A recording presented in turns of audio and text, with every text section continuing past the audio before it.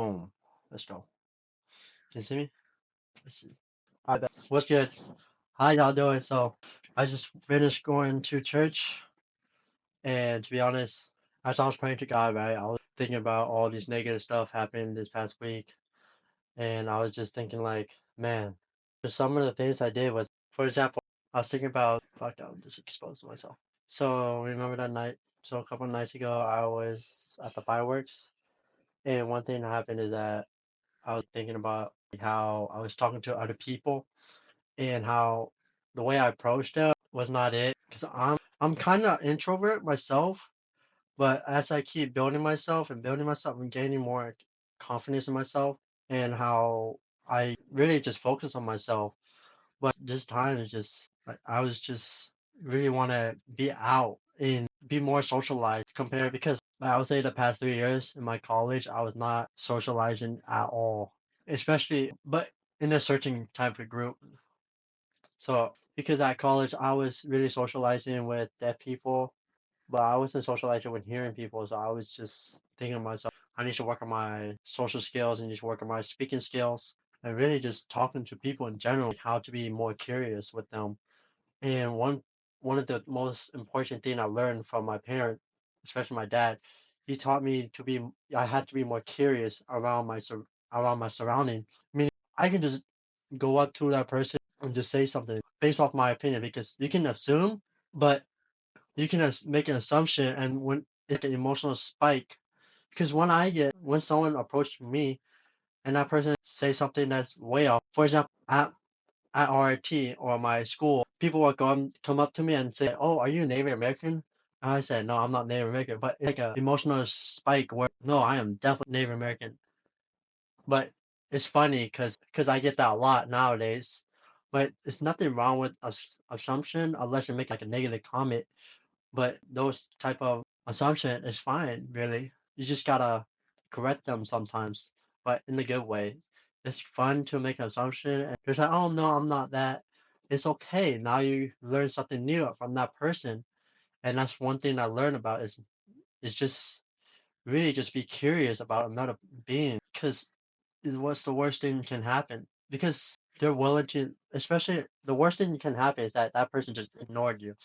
But just sometimes they don't hear you, or sometimes they don't know that you're right there. You just gotta tap on the shoulder, or excuse me, or speak louder, and just come with the enthusiasm. But I didn't really show that much enthusiasm during the party because I was like, I didn't want to go to the party at all. I didn't want to go to the social. I didn't want to socialize with anyone because I am myself. Don't like talking. I like talking to myself, but I don't like talking to anyone else because I tend to not be curious with others, but I'm more curious of myself. So I tend to be selfish myself, which is bad, but everyone's selfish in their own way. And my way is just not being curious with other opinion. And that's another thing. I don't really care about anyone. I don't really care what anyone says about me.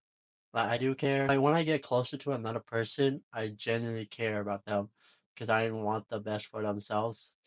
But as a stranger, I don't really care because we don't even know each other, right? But as we go build ourselves together, okay, I understand where you're coming from, and they understand where I'm coming from.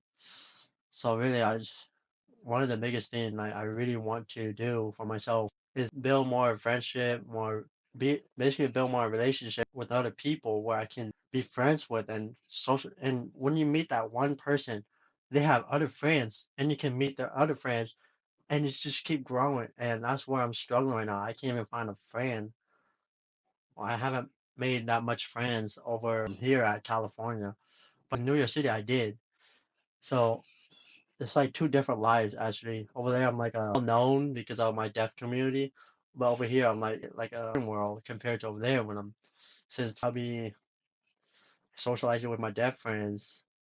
But here I'm like socializing hearing people. But one thing that stopped me from socializing with others, and I hate to say this, but I would blame myself because I'm deaf and I'm hard of hearing, so I can't really hear. And the one thing I hated the most is that when speaking to me and they don't speak louder or they speak quietly, and I'll say, "Oh, what you say again?" And they'll say, "Never mind, it's not important." And that's where I was like, "Oh no!" Like I have to really like put that person like, oh, just tell me.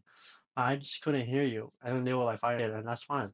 But if they just say never mind and don't repeat ever again, and then that's where I like embarrassed of myself because I would think of like, oh, just because my hearing aid. But really, reality is not that reason. It's just that person's just speaking low, and I just couldn't hear that much. But really, it's. I wouldn't say it's my disability because there's a lot of things I can do with my hearing aids because I can hear, but when it's like night when before I go to sleep, like dogs start barking, right? I can turn them off, and it's like perfectly. And that's the one thing I love about my hearing aids. And another thing is that when you're outside and it's like super loud, you can adjust the volume, and that's the best thing about it. So I don't really do that because and it's like I heard that from my mom. It's like just when they blow it up, it's so like especially if it's so close, it's so loud, and you feel the vibration. Yeah, I feel the vibration, but I can always turn it down. And or even if I don't turn it down, it doesn't hurt my ear compared to them. Like hurts their ears. I don't know why, but for me, it doesn't hurt my ear. Probably because my hearing is like in through your ears. It blocks. Like I don't know how to explain it, but that's one thing about it. That's me yapping really. So, so one of the things that I need to improve on my would be I need to. So I would definitely have to pray as much as possible. Everything like you just gotta be grateful for God for everything for every opportunity you get.